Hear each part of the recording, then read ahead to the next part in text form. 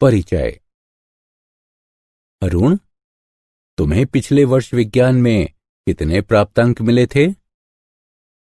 Sir, 72 प्राप्तांक मिले थे। और गणित में? 84 सर। विज्ञान में 72 और गणित में 84। ठीक है। श्रद्धा, अब तुम मुझे बताओ, तुम्हें गणित और विज्ञान में कितने प्राप्तांक मिले थे? सर, मुझे विज्ञान में 86 और गणित में 85 प्राप्तांक मिले थे। ठीक है, विज्ञान में 86 और गणित में 85। प्रतीक, अब तुम मुझे बताओ। सर, विज्ञान में 67 और गणित में 72। ठीक है।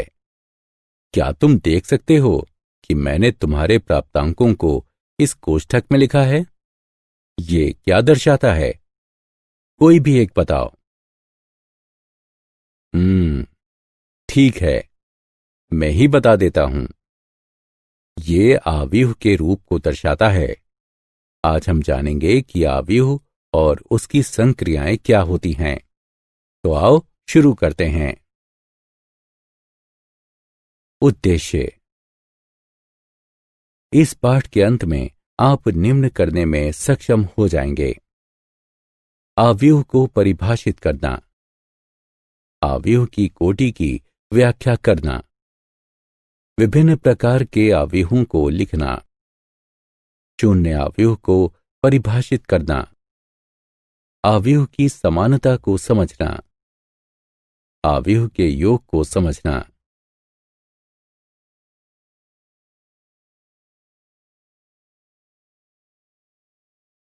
आव्यूह की परिभाषा। एक आव्यूह स्तंभों तथा पंक्तियों में आंकड़ों को व्यवस्थित करने का एक तरीका है। एक आव्यूह को कोष्ठकों के भीतर लिखा जाता है। एक आव्यूह के प्रत्येक पद को एक प्रविष्टि कहा जाता है। इस आव्यूह की तरफ देखिए। इसमें 2 पंक्तियां तथा 3 स्तंभ हैं।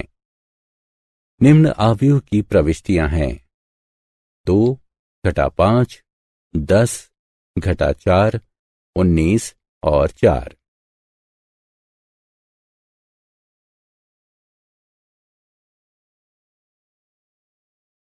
आव्यूह की कोटि। एक आव्यूह की कोटि एक दिए आव्यूह की पंक्तियों और स्तंभों की संख्या को दर्शाती है। संकेत से एक आव्यूह की कोटि पंक्तियों की संख्याओं गुणा स्तंभों की संख्याओं के द्वारा दी जाती है। यहां आप चिन्हांकित पंक्तियों तथा स्तंभों सहित उसी आव्यूह के 2 चित्रों को देख सकते हैं। इस आव्यूह की कोटि 2 गुणा 3 है, अर्थात 2 पंक्तियां गुणा 3 स्तंभ।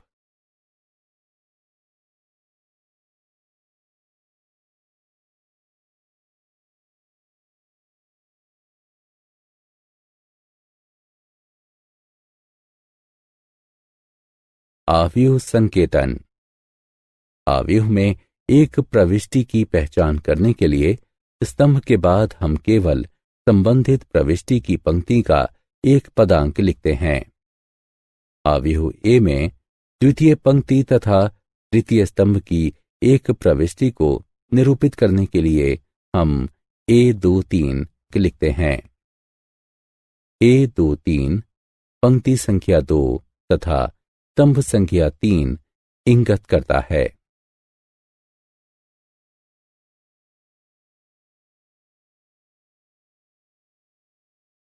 स्तंभ और पंक्ति आव्यूह। स्तंभ आव्यूह यानी कॉलम मैट्रिक्स। आव्यूह जिसमें केवल एक स्तंभ होता है स्तंभ आव्यूह कहलाता है। स्तंभ आव्यूह का उदाहरण। ए बराबर स्तंभानुसार 21, 17, 9। इस आव्यूह में 3 पंक्तियां हैं, किंतु केवल एक स्तंभ है, अतः यह एक स्तंभ आव्यूह है। इसकी कोटि 3 गुणा 1 है। पंक्ति आव्यूह यानी रो मैट्रिक्स। एक आव्यूह को पंक्ति आव्यूह कहा जाता है यदि उसमें केवल एक पंक्ति हो। उदाहरणार्थ, पंक्ति अनुसार 3, 5, 1 एक पंक्ति आव्यूह है क्योंकि इसमें केवल एक पंक्ति है। वर्ग आव्यूह तथा विकर्ण आव्यूह। वर्ग आव्यूह। एक m गुणा n आव्यूह a को वर्ग आव्यूह कहा जाता है यदि m बराबर n हो, यानी पंक्तियों की संख्या बराबर स्तंभों की संख्या हो। उदाहरणार्थ, 3 गुणा 3 कोटि वाला a एक वर्ग आव्यूह है। विकर्ण आव्यूह। एक विकर्ण आव्यूह में विकर्ण के ऊपर तथा नीचे के सभी अवयव शून्य होते हैं। उदाहरणार्थ, b एक विकर्ण आव्यूह है।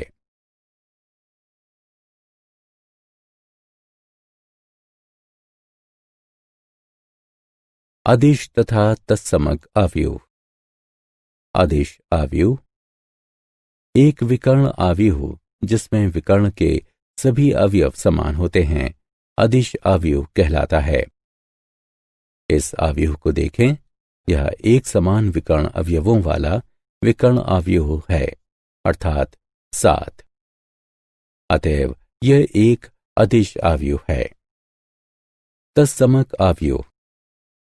एक वर्ग आव्यूह जिसके विकर्ण के सभी प्रमुख अवयव एक होते हैं तथा शेष अन्य सभी अवयव शून्य होते हैं, तत्समक आव्यूह कहलाता है।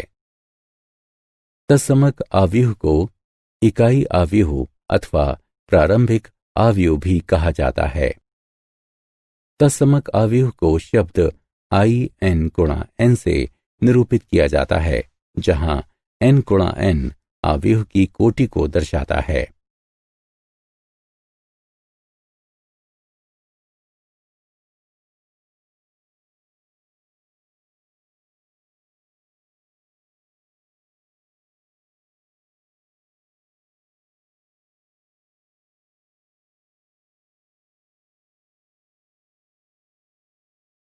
शून्य आव्यूह। एक शून्य आव्यूह अथवा रिक्त आव्यूह वो है जिसमें सभी अवयव शून्य होते हैं। यहां पर एक 3 गुणा 3 शून्य आव्यूह है। शून्य आव्यूह के 3 और उदाहरण इस प्रकार हैं। शून्य आव्यूह को शून्य से निरूपित किया जाता है।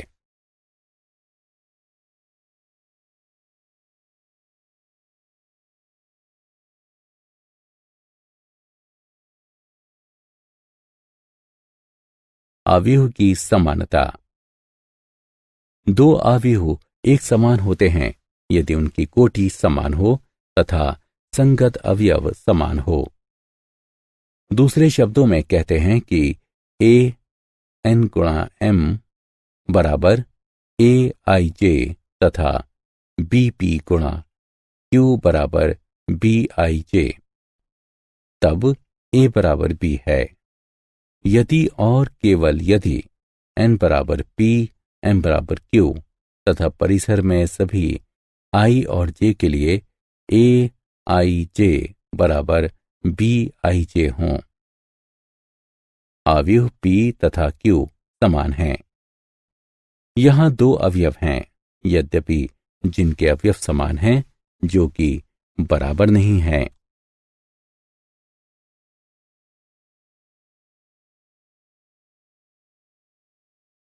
समान आव्यूह के उदाहरण। दिया गया है कि निम्नलिखित आव्यूह समान हैं। x, y तथा z का मान ज्ञात कीजिए।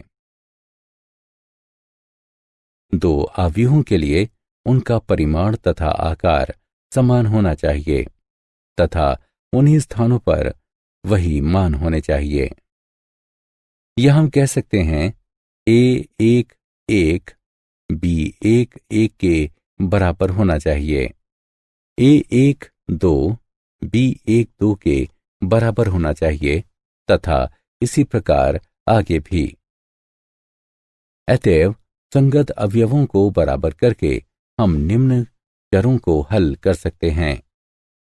x जमा 3 बराबर 6, x बराबर 3, y बराबर घटा 1, z घटा 3 बराबर 4, z बराबर 7।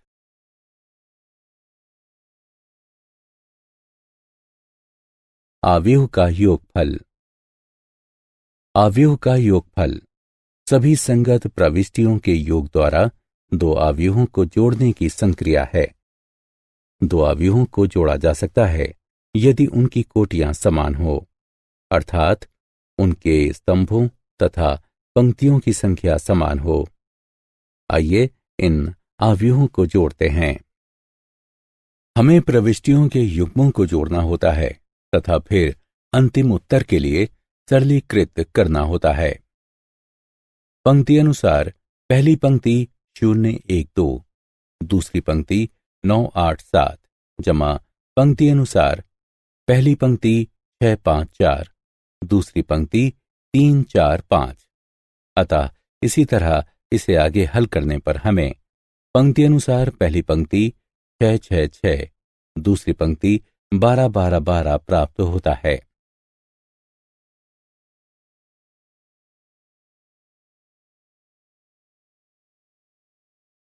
क्या आप जानते हैं, यदि a तथा b समान कोटि के नहीं हों तब a जमा b परिभाषित नहीं है। उदाहरण के लिए यदि a बराबर है पंक्ति अनुसार पहली पंक्ति 2 3, दूसरी पंक्ति 1 0, b बराबर है पंक्ति अनुसार पहली पंक्ति 1 2 3, दूसरी पंक्ति 1 0 1, तब a जमा b परिभाषित नहीं है। आव्यूह का योगफल समान कोटि वाले आव्यूहों के समुच्चय में बाइनरी यानी द्विआधारी संक्रिया का एक उदाहरण है। सारांश।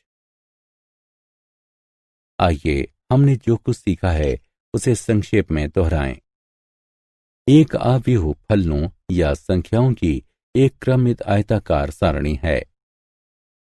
एक आव्यूह जिसमें m पंक्तियां तथा n स्तंभ होते हैं m गुणा n कोटि का आव्यूह कहलाता है। aij m गुणा एक स्तंभ आव्यूह है।